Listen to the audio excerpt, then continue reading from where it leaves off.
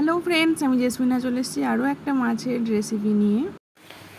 দেখে নাও, ছোট ছোট কই মাছ আর ল্যাটা মাছ। মাছটাকে ভালো করে মশলা মাখিয়ে নিয়েছি। এবার গরম তেল হয়ে গেছে, ভাজতে দেবো। মাছটাকে ভালো করে নেড়ে চেড়ে ভেজে নেব। সুন্দর করে ভেজে নেওয়ার পর এবার পেঁয়াজ নিয়ে নিয়েছি আর আলু নিয়ে নিয়েছি। মাছটাকে একটু কাদা কাদা করে রান্না করব। মাছগুলো ভাজা হয়ে গেছে, আমি এবার তুলে নেব। হয়ে গেছে দেখো, এবার আমি মাছগুলোকে তুলে নেব।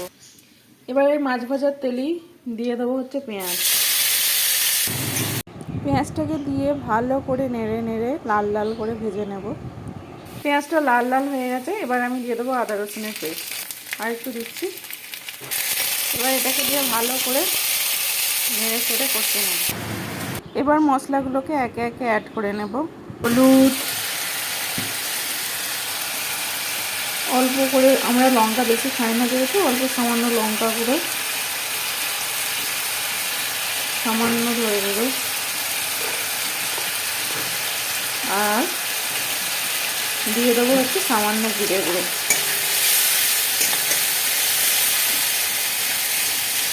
দিয়ে সুন্দর করে কষাতে হবে যতক্ষণ না তেল ছাড়ছে ততক্ষণ।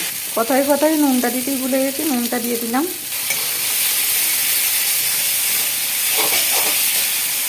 এবার দিয়ে দেবো আলুগুলো দিয়ে এবার ভালো করে মশলার সাথে কষিয়ে নেব।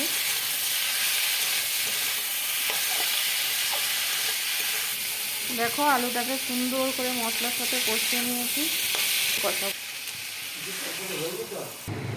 এবার ঢাকা দিয়ে দেবো, দিয়ে সেদ্ধ হতে দেবো। আলুটা সিদ্ধ করা হয়ে গেছে, দেখতেই পাচ্ছ একদম জলটা শুকিয়ে এসেছে। এবার আমি জল অ্যাড করে দেব। জলটা দিয়ে এবার মাছগুলো তরকারির উপর বিছিয়ে দেবো।